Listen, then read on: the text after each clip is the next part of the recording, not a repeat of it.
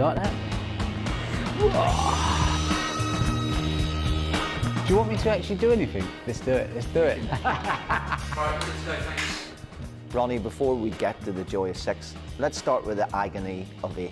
UK Championships at 17, the Masters followed soon, but winning the World Championship, sir, is a different kettle of fish. Yeah, definitely, yeah, it's the hardest event, you know, because you just want to win it once, and then once you've won it once, you kind of got that bit of a monkey off your back. So that's how it felt for me, because obviously everyone was talking me up that I should have won it maybe earlier than I had. Higgins had won it, Williams had won it. I hadn't yet won it, so there was always that talk of like, you know, will he win it? So for me, it was great to try and put that to bed. When you arrived for the first time in 1993, do you feel like an imposter in a way because of the history?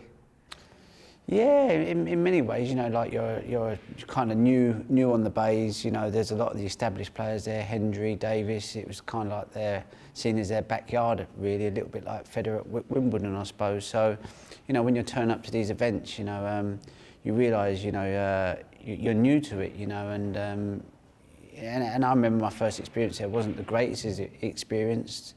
Because I wasn't used to playing in front of a full crowd and big venues.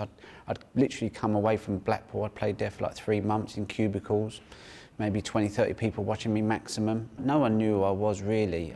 Maybe obviously people within the snooker world knew who I was, but to the mainstream public, no one knew who I was. There was just some young kid making his debut at the Crucible. So there wasn't the expectation there. You know, obviously there was pressure that I'd put on myself because I wanted to do well. You know, it was a dream to just play at the Crucible.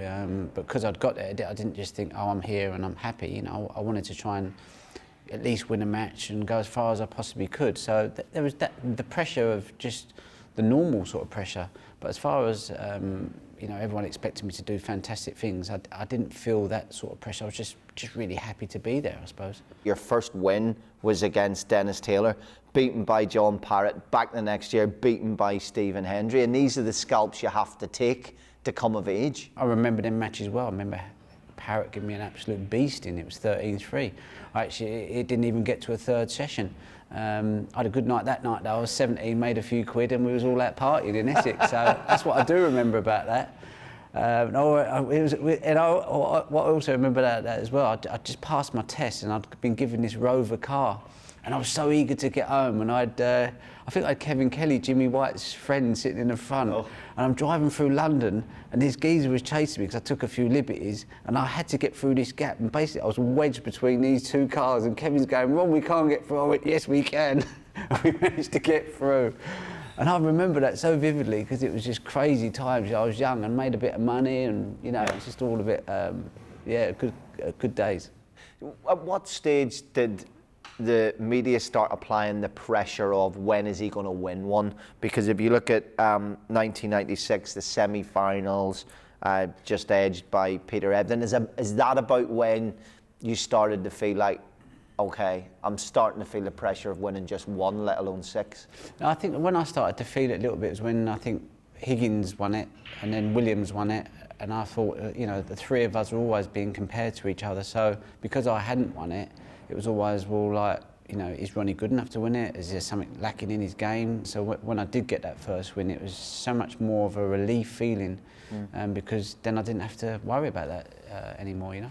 In between wins, there's always high moments, and before you'd won a title in 1997, the famous quickest 147 of all time. Do you remember that in the first round against Michael Price, or do you remember losing a deciding frame to Darren Morgan? Because that's an insight into a sports person's mind. Yeah, I remember, obviously you remember the 147 because I was young, a massive payday for me at the time, you know. Not used to seeing paychecks like that, you know, so that was obviously quite a memorable moment.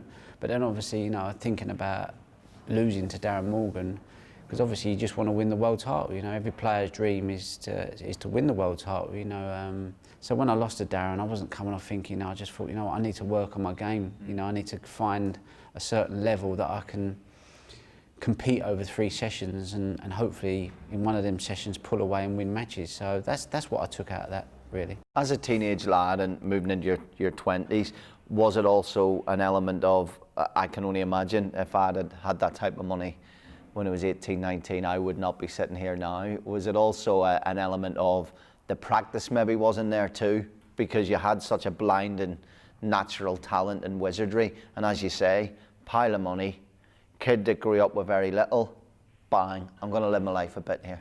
Yeah, I did. I think it didn't help with my circumstances because my dad went away when I was 16, literally just after I finished my qualifiers. So that was a massive sort of blow to me, really. And I didn't really deal with that until, well, I did deal with it, but I just kind of blotting it out through drinking and partying and stuff like that. And then my mum, obviously, she went away as well. That wasn't so bad because it wasn't such a long one, but it was still kind of like, it still wasn't great, do you know what I mean? I remember Elaine Robidoux saying to me one day, you know, and obviously all the people were talking about on the circuit that, you know, Ronnie's losing the plot, he's not the kid he was when he was in the qualifiers, when I had that stability. So, and Elaine Robidoux said to me once, he said, you know, you've got so much ability, this and that, and you're throwing it away. And I looked at him, I remember he was on the plane coming back from Thailand, and I thought, you know, it was nice that he was, it was the first bit of honesty, yeah. Because obviously people was talking about it, but no one would say it to my face.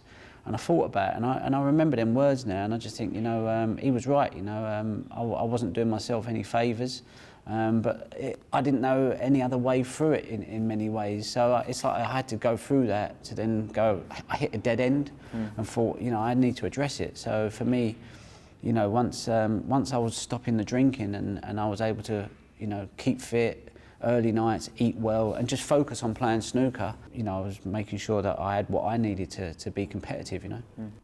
And then it happened in 2001. Hicks, Harold, Ebden, Swale, no close calls getting to the final. Probably as good as you could picture it to make it the final over what is a marathon. Yeah, when you look back at it, you know, you think that sounds like a really, really nice draw. At the time, Joe Swale was a very, very talented, good player.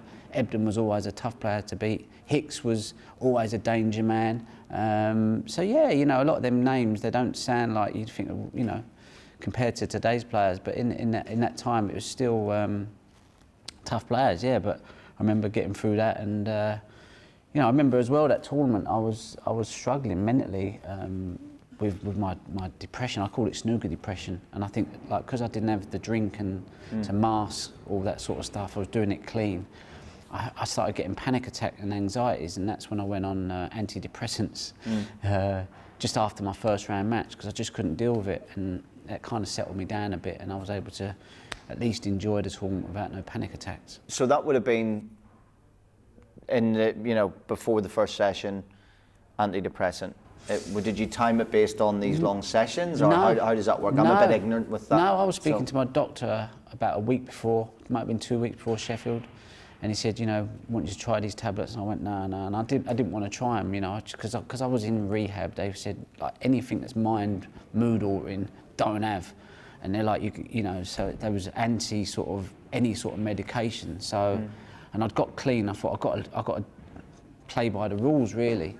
But I got to such a point where I was so desperate, you know. So I refused to take them until I got during the World Championships, and then I was there, and I just felt so bad, you know. I was doing a radio interview, and I was talking to the girl and the fellow on there, and I just cracked up and I said, look, I'm really struggling here. I said, I don't even feel like I can actually get the words out that I need to say. I said, I feel like I'm having like a panic attack, an anxiety attack. And they just went, look, we're really sorry, we'll cut the interview short, and that was nice of them. And I phoned the Samaritans up that afternoon because I thought, you know, I'd already won like 5 tournaments that year, and I just couldn't shift this anxiety. And I remember playing Ebden in a session, and dizziness come on me, but I was like 12-4 up or 12-5 up. But I just thought, I'm not going to be able to get over the line here because I just felt so out of control. But I managed to get through it, and then obviously the pills get in your system, and then I didn't really have so many wobbly moments. But yeah, I had to time when to take them because I didn't want it to affect me when I was playing. Snooker-wise, what do you remember from the Higgins final? Key moments for that was the first session. I went 6-2 up and thinking, well, I've got a nice lead here, but still early days because I know how good Higgins is. And then the other point I remember was when I was 17-13 up, and I missed a really easy red in the middle. But I remember just thinking, I've won this now. I'm just like, what am I going to say? Like, you know, I'm going to be picking the trophy up. I'm going to thank this one, you know. And all of a sudden, bang! I missed the red in the middle, and I'm like, whoa! And then any other player, you think there's a chance I might get back to the table. But John Higgins, you ain't coming back to the table because he's the best in them situations. He clears up, and then he goes 40 odd in the next. I'm thinking, here we go. Like, you know, he looked like he found his rhythm. I thought, oh mate, I wouldn't be surprised if I lose this 18, 17 now. And he missed, and then I come to the table, and like you say, I made what I would consider probably the best 80 break I've ever made in my life, because how I felt inside, I didn't think I could put 2 or 3 balls together, let alone an 80 break to clinch my first world title. And then I was like, yeah, so for me, that's probably the best 80 break I've ever made in my life. Was there a joy of one? You know, behind the mask, behind the shots, behind the picture on the wall, behind the trophy. Was there a joy of one when you beat Higgins? Were you elated, or were you just relieved? Did you want to just get out the door? I felt more of like a relief, you know. Like when I see my mum and all my friends afterwards, it wasn't like, yeah, it was like, oh, right. Thank God I'd like, you know, got it out of the way, you know, and that night I wasn't so much partying, it was just like a huge sort of relief sort of feeling, you know, and then the next day you wake up and you kind of think, oh, is this really happening, you know, you got the trophy and you get to speak to the media the next day because they obviously want to speak to you the morning after. And then it kind of like settles in, you go, oh, and then that following week, it's just like you're on a bit of a high and you're sitting there and you can't quite believe that you're actually a world champion. So, you know, it was nice, and like you said, I just think it just settled me down and I was able to just focus on playing snooker. I say it's a bit like when you see a nice car, the person who's driving it doesn't actually get to see the car because he's driving it. I think it's more joy for the people outside looking at it, going, oh, that's a nice car, you can actually see the shape. You don't know what I was going through in that tournament, you know, it was like, you know, 1 minute I'm like, I can't win this, I'm like texting my friends, it's over, and they're like, no, you can do this. I went, no, I'm done, I can't, I'm not playing well enough, this ain't, you know. And we're like, you can do it, and then like 8 hours later, wow, that was epic. You just go through so many different sort of shifts.